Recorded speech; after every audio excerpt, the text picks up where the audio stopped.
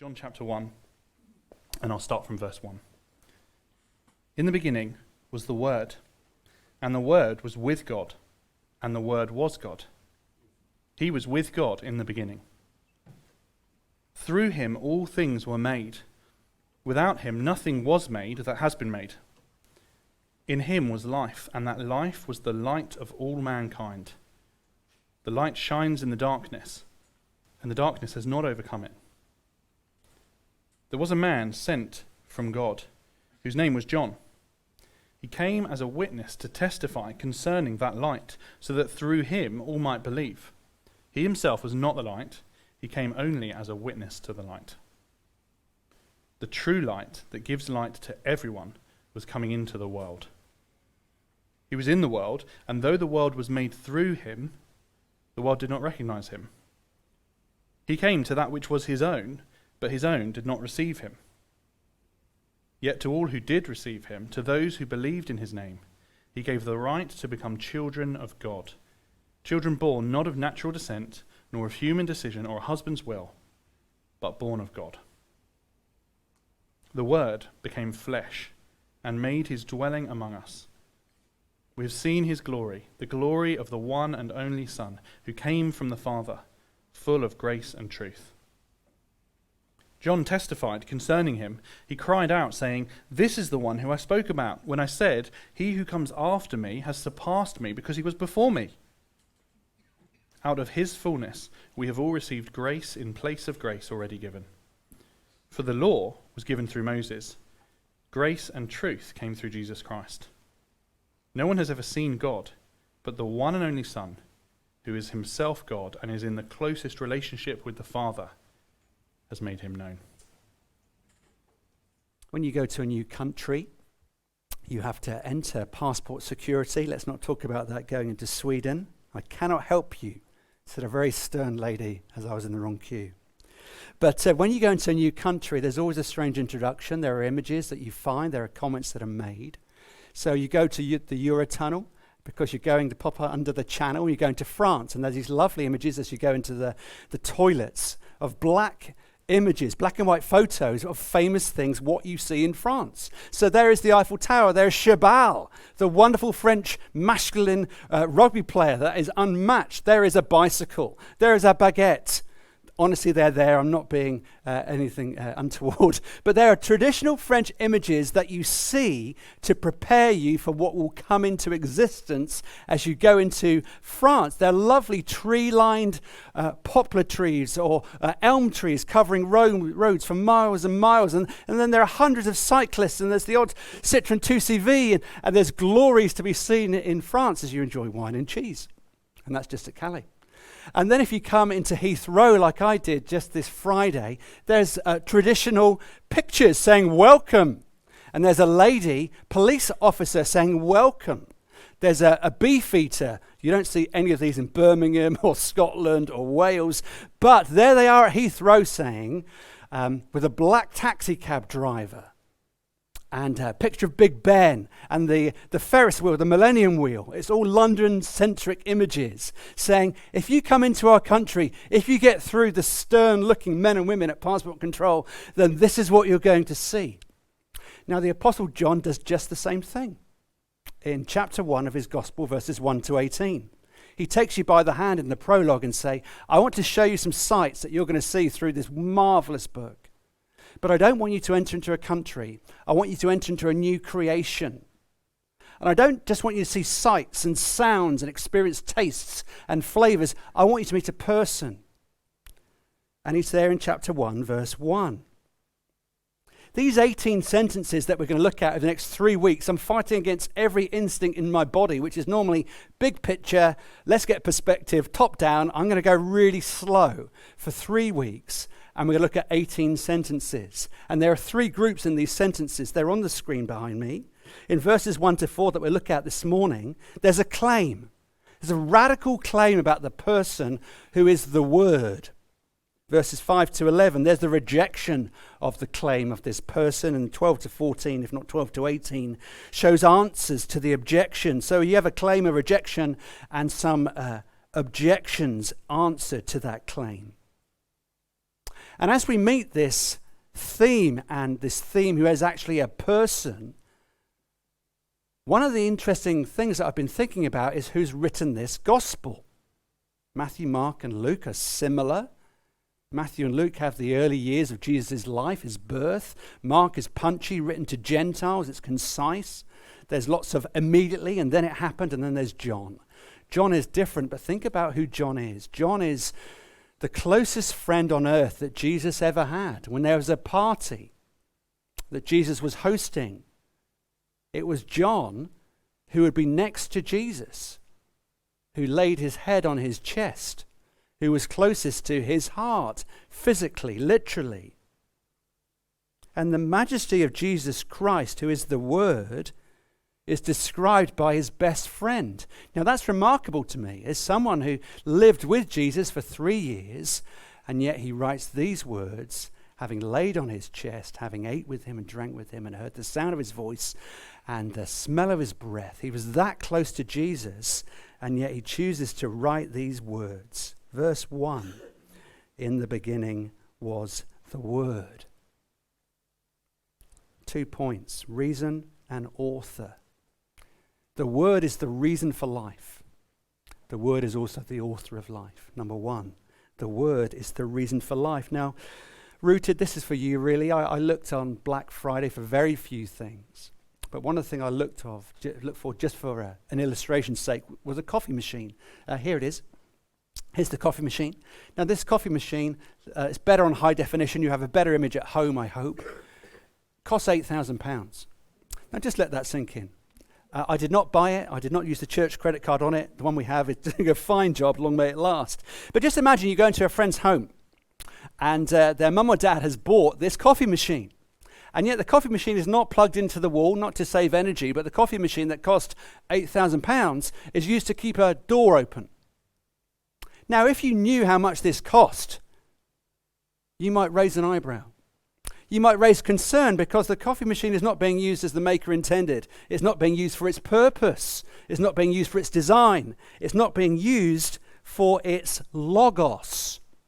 Now, this word that's used by John in the first few sentences has massive amounts of significance to the people who would have heard from the lips of Jesus his great claims, who heard his teaching and who read what John wrote.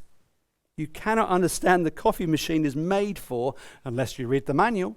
You cannot see how it was designed unless you understand who made it. And so if you see an £8,000 coffee machine being used as a doorstop, you should raise an eyebrow. In the beginning was the Word, verse 1. And the Word was with God, and the Word was God. Here is John, and he chooses to use a word in Greek, which is logos. That sounds very fancy. And every time you read the word in the first few sentences, you could hear John deliberately choose a word that perks up the interest of every Greek and Jewish listener who will ever read and hear these sentences. He deliberately chooses a word for Greek ears to pop up like a rabbit's ears on alert, because the Greek philosophers, the thinkers of the time, were wrestling with this question that you and I wrestle with as well when we get to 42 and thereabouts, which is, why am I here? What's life all about? What's the purpose? What's the goal? How do I understand how I fit in this strange, complex, sad, disappointing, and joy-giving world? Where do I fit in? And the Greek philosophers who always scratched their heads and who always had beards, they looked at nature and they saw harmony. They looked at nature and they saw a beautiful design. They looked at nature and they saw an orderliness to it and a balance to it. And they wrestled with what they saw, and they scratched their heads again and again, and they sought to think through, how does life work? By the time John was writing this book, this gospel of the life of Jesus, the early church were beginning to split. And it wasn't just the church that were beginning to split. It was the Greek philosophers that were dividing as well, as they wrestled with the great question of life is, what is life about? What am I here for? Is there a maker in the world? Why does the world look as beautiful that it does, but why is there so much suffering and decay? And there's these two great big groups, the Epicureans, The Epicureans were saying, we don't know how the world works, so this is our best guess. This world exists for our happiness. My purpose in life is to find out how I can gain joy. If it feels good, do it. That was not Nike who wrote it. Really, that was the Epicureans. They were saying, I am here to enjoy life. I'm here to make my heart sing. I'm here to live for pleasure and have a good time. I'm here to party. That was the Epicureans. Then there's the Stoics saying, no, Epicureans, you got it all wrong. The Stoics were saying, we don't know how life works either. We don't know the purpose for life. So here's our best effort. Here's our best guess.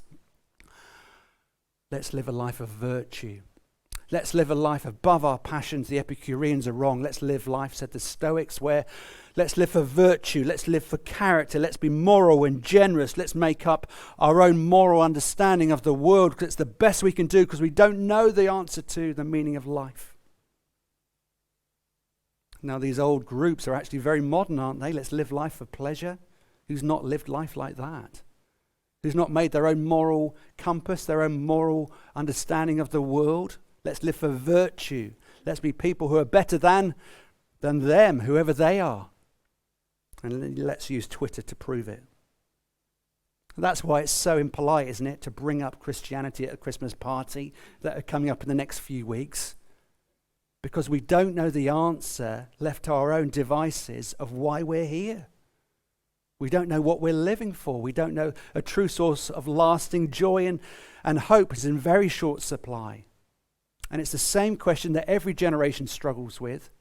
And it's the same issue that the Greeks were struggling with back in the first century. And so when John says, I've got a new idea, in the beginning was the Word, the Greeks would say, hang on, are you claiming to have an answer for what we've been wrestling with all our lives?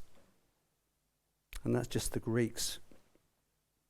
In the beginning was the Word. It's a truth bomb that John throws in like a hand grenade into the confusion of Greek thinking, of Greek philosophy, and says, you don't need to be confused anymore about the meaning for life because here it is.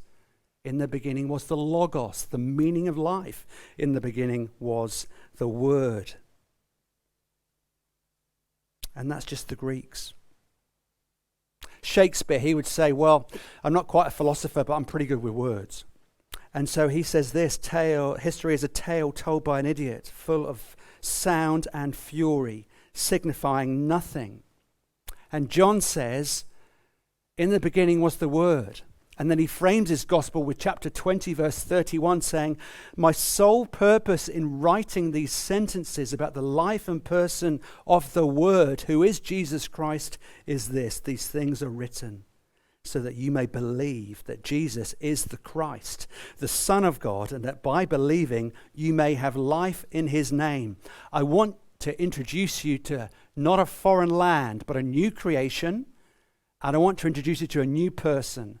And his name is the Word, who is the Logos. And I'm going to show you that his name is Jesus. Notice verse 2, how he is a person. This is not pie in the sky when you die. This is not just thinking for thinking's sake. John says, I want to introduce you to the meaning of life. In verse 2, I want to introduce you to a person. That's just the Greeks. Now the Jews were listening in as well, and John is writing for Greek thinkers and Jewish believers as well. Now, how would the Jews hear this sentence? In the beginning was the Word. Now, just imagine you are going to a classical music concert, and it's promoted as something new and something dynamic and something creative. And they say, you've never heard this before, and then someone strikes up, the conductor gets his baton up, and then they start off with these great notes. Dun, dun, dun, dun. And you start thinking, hang on, that's not new. I've heard that before. Genesis chapter 1, verse 1. In the beginning was the Word. John chapter 1, verse 1. In the beginning was the Word. Haven't I heard this before, says the Jewish person?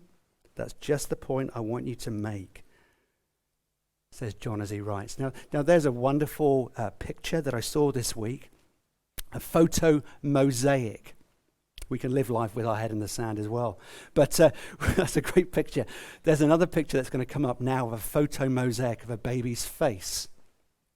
I don't know if you've seen this, but this week when I was with Ben and Emily over in Sweden, last time I'll say it, till next time, they've got a lovely picture of their wedding day. And Ben, being far more creative than me, has constructed this photo mosaic of their wedding day with pictures from their wedding day, if that makes sense. So there's light and darkness that's created with individual photos that makes one big photo. It's absolutely brilliant. It took him ages. Now here's a baby's face, and it's made from hundreds and hundreds of photos of babies' faces. Now with John, as he writes these first 18 sentences, it's like a mosaic, not of faces, but of pictures of Jesus, the Word of God that the Old Testament has prepared us for. So if you're a Greek person, your ears are pricked up by the Logos. If you're a Jewish person, a Jewish reader who knew the Old Testament, your ears are pricked up and your eyes are opened as John goes to work by saying, in the beginning was the Word. This is not creation first time. This is God doing something new and even better and greater. And it's in the beginning is a new creation under the authority of King Jesus. What do I mean? In the Psalms, you would have the first piece of the mosaic, the Word of God. Psalm 33:6, by the word of the Lord were the heavens made, their starry hosts are the breath of his mouth. Through creation, God spoke a word, a dynamic word, as the Spirit of God hovered over the darkness, and there was nothing, then there was everything. And it was beautiful, and it was creative, and it was ordered, and it was glorious, and it's sustained by the word of God still today.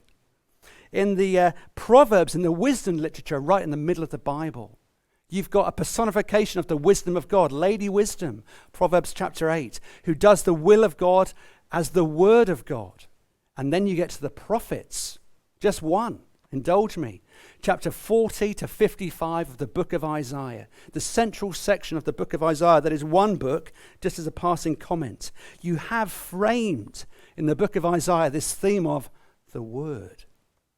So chapter 40, all flesh is like flowers in the fading field. But by comparison, the word of God will stand forever. You've got the will of man and the purposes of man and the word of man, and it perishes. And then you've got the word of God. That's the start of that section. That's Isaiah chapter 40. Isaiah chapter 55. There's a great contrast as that central section is framed in the prophecy of Isaiah, comparing the word of man with the word of God. And what will the word of God accomplish? Isaiah chapter 55, verse 11, God says, so is my word that goes out from my mouth. It will not return to me empty, but will accomplish what I desire and achieve the purpose for which I sent it. There will be peace through my word. The mountains and the hills will burst into song before you. The trees of the field will clap their hands. Instead of thorn bush will grow the pine tree, and instead of briars, the myrtle will grow. This will be the Lord's renown. I'm going to do something through my word, and it's going to restore the curse. Thorns will be no more. Decay will be a distant memory. I'm going to do something so new and powerful and glorious that my glory will be seen, and it will be accomplished through my word. And what does the word look like? In the middle of chapter 40 to 55 is this image of a suffering servant, the very word of God, who spoke the world into being, but who will hang upon a cruel cross.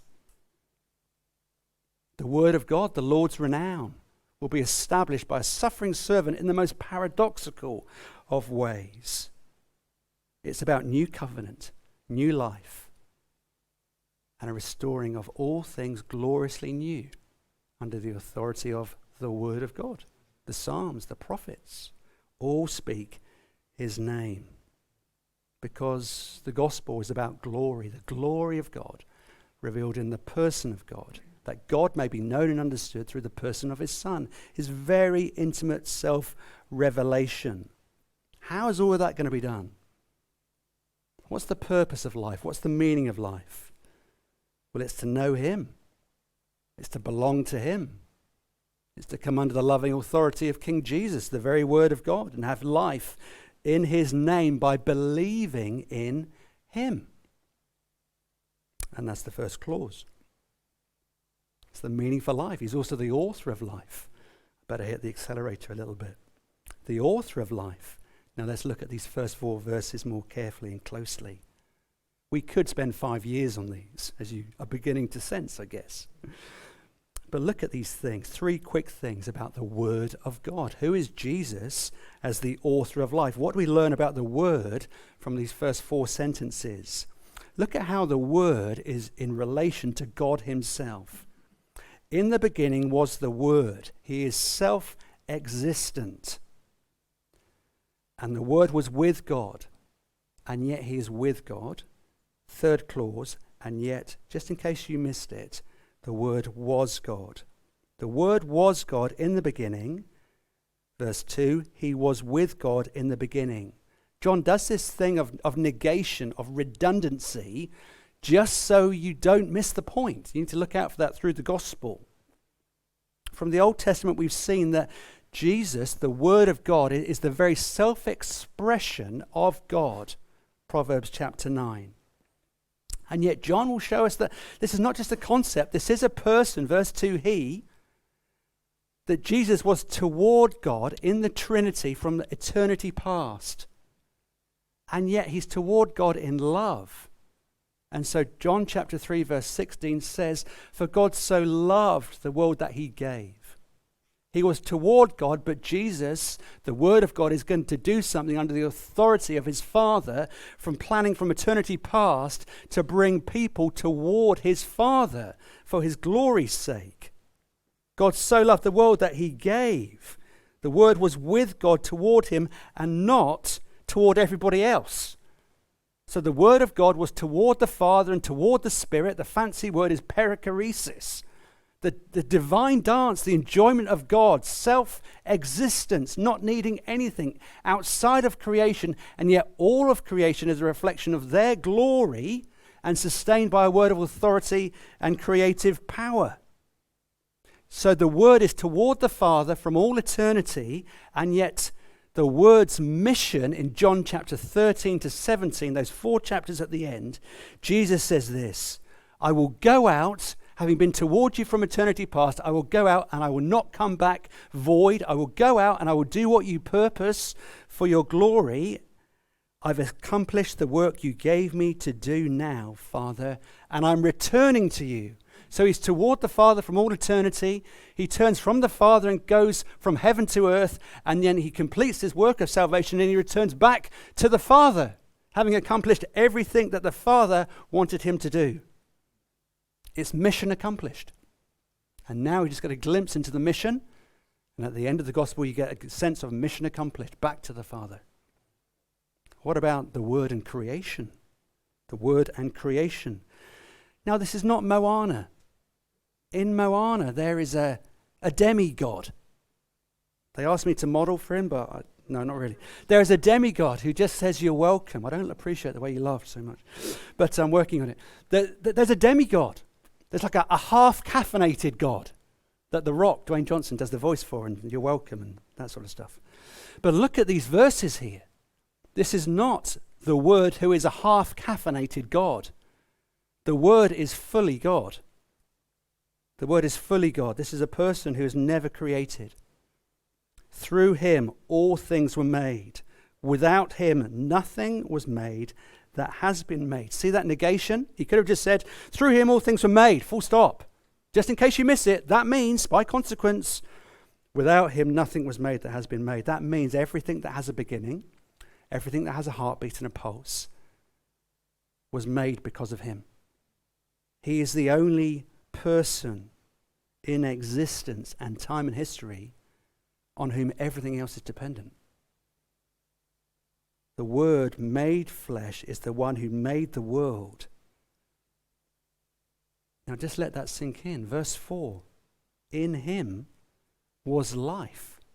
He is the only uncreated one, and yet everything that is created is dependent and exists because of him. It's not that life got better because of him. It's not just we got a bit more life because of his Word. Everything only exists because of him, and nothing exists without him. He's the source of life. Verse 4, the light of God's truth to the world. And thirdly, notice his own self-understanding, his own self-disclosure, his own nature. Verse 2, we've seen the word he, Jesus. The word is not a force. It's not Star Wars. He's a person. Down to verse 14, the word became flesh and made his dwelling among us. It's very clear. And we've seen his glory. Or over to Colossians chapter 1, verse 14. Everything exists for him and through him and because of him. So let's think about ladders and mountaineering. Christianity is different because it's not a religion. It's a revelation. You can spend all your years climbing ladders when actually what we need is a bridge from heaven to earth. We cannot climb from earth to heaven. We cannot get on our mountaineering equipment of self-confidence and energy and doing good and thinking that we can get enough credit to please God. It never works. Christianity is not a religion. John is saying, I want to record to you the revelation of God in the person of his Son, who's the Word of God. It's a record of God's revelation of himself to his world. And that makes Christianity unique. Look at sentence 18, please. In order to make this point, John says this: no man has ever seen God. God is veiled for two reasons: his otherness, his holy perfection and majestic glory, and our sin. We are not searching for God. Faith is not a leap in the dark. Christianity is a revelation of God's nature and a rescue plan to the world. We cannot seek him unless he reveals himself to us. We will never see him. And so John is an enemy of anyone who says Christianity is a leap in the dark of faith. No, it's not. It's God's revelation of his Son to us, who we've seen and heard and touched and can trust. Verse 18, you cannot see the unseen God by your own efforts, but he is perfectly revealed in the person of his Son. And you can fully know God, who is unseen and unknowable in our own efforts, through the person Jesus Christ, the Word of God. And that's why he's called the Word of God. Another factor is he's the Word who is truth. He's the Word of sustaining power. He's the Word who gives us a compass in our lives so we know who we are because of him. In the modern world, isn't it true-rooted that truth is like clay? You know, here's a lump of clay. You get it thrown at you and you put it on the wheel in front of you and you press the pedal and you get water and you get absolutely caked, and you can make that clay into whatever you want. And if it's a bit rubbish, you can take it off and give it to someone else and they can have another go. Truth is pliable. Truth is not pliable in God's world. Truth is not pliable in God's economy. And here is John, who says, Jesus Christ, the Word of God, verse 3, is the truth. He's the author. Verse 3, through him all things were made. Without him nothing was made that has been made. He's the author, which means he can speak with authority. Now imagine you're in a book club. Imagine you're in a book club. You choose the book in your imagination, but you're there sitting around the table with something nice to drink, and you're studying it. And the question says, so what do you think the author meant when they wrote this? Well, I think this, and I think that. No, I think you're wrong, but I like that. That's kind of passive-aggressive. I think it means this. That's great, says the person who asked the question. Then you move on, and then in comes the author. What are you talking about? No, I didn't mean that when I wrote it. I wrote it 20 years ago, and I meant this. How can you say that? Because I wrote it. Verse 3, through him all things were made. Without him nothing was made that has been made. He was with God in the beginning. He's the author, which means he has authority. And Jesus is just getting revealed, and John is just getting started. He's the author of your life. Very few times in the Gospels do you hear God's voice audibly spoken from or heard from the heavens. It's only 3 times. The central time is at the transfiguration, where God's glory is revealed to Jesus and a couple of friends, and he says, here is my Son. Listen to him. Why should we listen to you? Because he's the author of life. Because he's truth, true truth. And he's life-giving truth. Jesus Christ has come to the world. And John says, I want to introduce you to what he did and who he is and how old he is and what he said. Because left to ourselves, we will never find God. And left to ourselves, we do not want to listen to him. And there's no more important thing. So who are you going to believe as we close? How are you going to decide how to use your sexual capacity? I thought I'd say that just to wake you up. How are you going to decide how to use your sexual capacity? How are you going to decide how to come to a mind of what you think about sexuality and gender and identity in a very confused modern world? No one has the right to tell me who I should be. I can identify how I want to. It's a very complex situation that we need to speak kindly and carefully and courageously on. But here we have the author who speaks infallibly and clearly and carefully. We do not make the rules, although we're doing our very best to prove it. God has spoken, and he's spoken in his Son. And in one sentence, he opens the gospel. In the beginning was the Word, and the Word was with God, and the Word was God. So let me ask you, is he your Logos? Is he your Logos? As you look in the mirror, what are you living for? Who are you worshipping? Who is the authority to your life? Is he your Logos? Is the glory and honor of Jesus your chief aim? Or is it your own? Are his priorities your greatest priorities? Because if he's not, you will have to manufacture your own Logos, your own meaning for life. And it will be self, and self sags. It will be relationships, and relationships end. It will be pleasure, and that's harder and harder to find. So let me ask you, who are you living for? Verse 4, in him was life, and that life was the light of men. Here we have Jesus revealed as the very Word of God, and he is the reason for living, and he is the authority for living. In the beginning, the very beginning, creation, not the new creation, but the first creation. Man stole a fruit from a tree. But the great news of the gospel that we're going to see in the coming months is this, that the author of life, the author and sustainer of life, was nailed to a tree, and he made a tree of curse into a tree of life.